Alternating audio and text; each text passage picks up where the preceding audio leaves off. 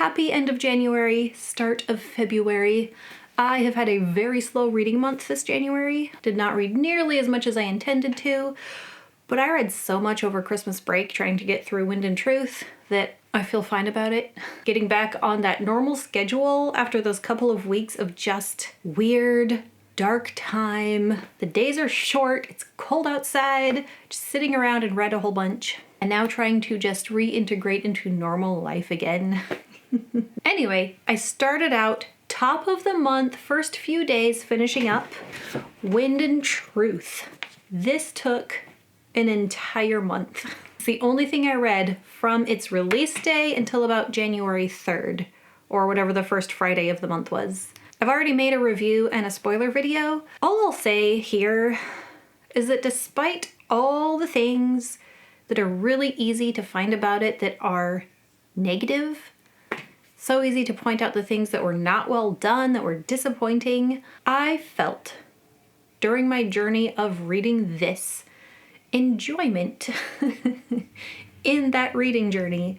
I enjoyed the book. I felt like my expectations were very appropriately set, partly because I already didn't enjoy Rhythm of War as much as the ones before it. Also knowing that this one wasn't going to actually really wrap up the Stormlight Archive. It's the end of the first arc, so it's almost like a middle book. It does not wrap up everything nicely. It does not finish off all the things started in the first 4 books. But overall, as I was reading it, as I was spending a whole month in this huge thing, I never found myself bored. Even the parts where I was like, felt like that could have gone through more editing, or that was phrased a little oddly, or maybe this scene could have been shortened. Do we need all these details?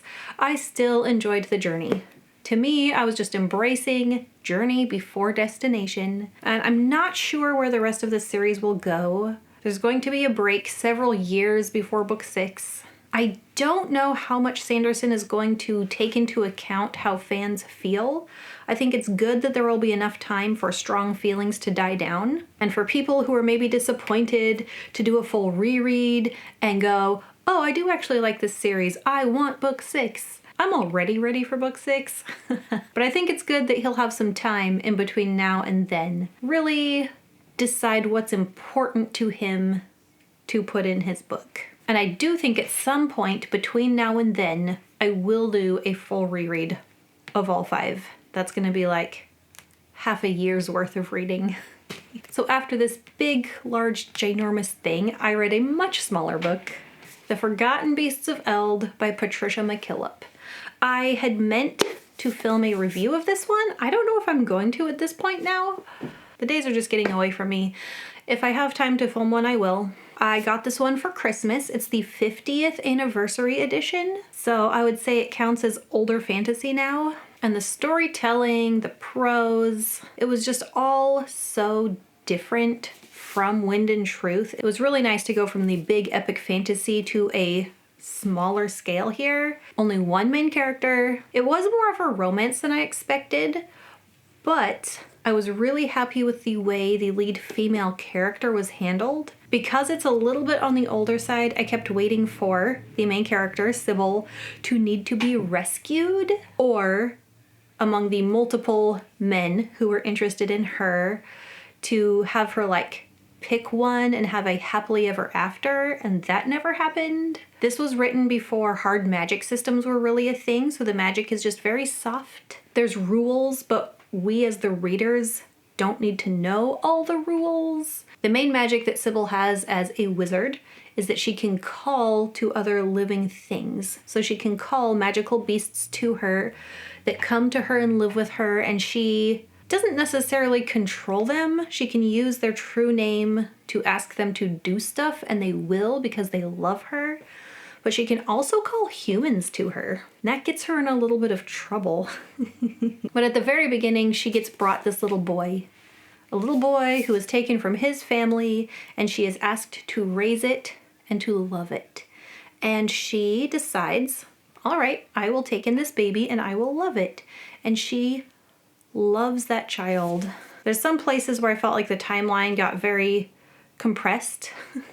Like, and now the child is 12 years old. But we get the picture that she and the child had spent a lot of time, like, bonding and growing their relationship. But the kid wanted to know who his real family was. And it's another one of those stories, I get a little annoyed with them, when a main character, whether a man or a woman, like, everyone who meets them falls in love with them or must have them. And in this one, the female main character, all the men around her, don't just fall in love. The ones with more evil intent want to control her or have power over her. And there's one thing in here that's like on the creepy side, not so creepy that I felt like I had to stop reading. And then that thing that was creepy ends up not being so creepy by the end. I don't know how spoilery I can get with a book that's 50 years old. This one's pretty well regarded. I just hadn't read it before. It's just a lovely, sweet story. The language is beautiful.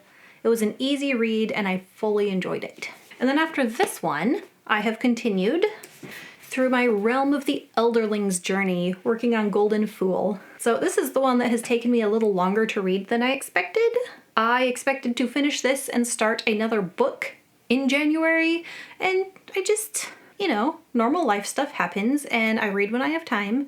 I had a little more time this week. At some point after this video comes out, I'll put out my reading vlog, which is not super vloggy because I read 200 pages before filming my first clip and then almost 400 more pages before filming the next clip, and now I only have like just over 100 pages left. Once again, fully enjoying my read, fully enjoying Robin Hobb's prose, her storytelling style, just getting back in this world with these characters, getting my heart ripped out, crying multiple times. I mean, I'd rather cry over a book than over something horrible happening in my life. It has not necessarily gone the direction that I expected. I don't really know what I expected. There's a lot of character development going on and a lot of plot threads being intricately woven together. Some things that don't necessarily seem like they have anything to do with each other, but having read other Robin Hobb books before, I know that she is going to have them wrap up nicely and well, possibly also painfully, but at least I know to expect that. With more than 100 pages left, I do feel like I hit one of the main, like, emotional and plot beats. So I'm not sure what's going to happen in this last part of it, but I'll have a reading vlog with all the spoilers, and then I will do a spoiler-free review of the whole thing. And I don't know that I'm going to jump into the next one of these yet. Maybe. I have it on my shelf. If I finish it and I'm like, I need to read the next one right now, then I will. If I don't do that, then the next couple on my TBR are the same ones that were on my January TBR and I ran out of time for, and that is Black Powder War by Naomi Novik, the third book in the Temeraire series, and Defiant, the third book in the Songs of Chaos by Michael R. Miller. Both third books in a series and both with dragons. And if I don't get to these this month, and they are also on my March TBR, then I don't even know what I'm doing. These shall be read, both of them, before summer. But the other book that I am reading in February, because it comes out in February and my husband has it on pre-order for me, is Emily Wilde's Compendium of Lost Tales, the third book in the Emily Wilde series. I thoroughly enjoyed Emily Wilde's Encyclopedia of Fairies. The second book, The Map of the Otherlands, I would classify these as cozy fantasy with a little subplot romance. I think some people call these romantasy. Considering what other books fit into that genre right now, I don't think these count. Maybe romantic fantasy. I never felt like the romance plot was the main one. It was like a nice added thing that was there, but the story would have still happened and the plot of these books would have still happened without the main romance. With that being said, I really like the romance in these.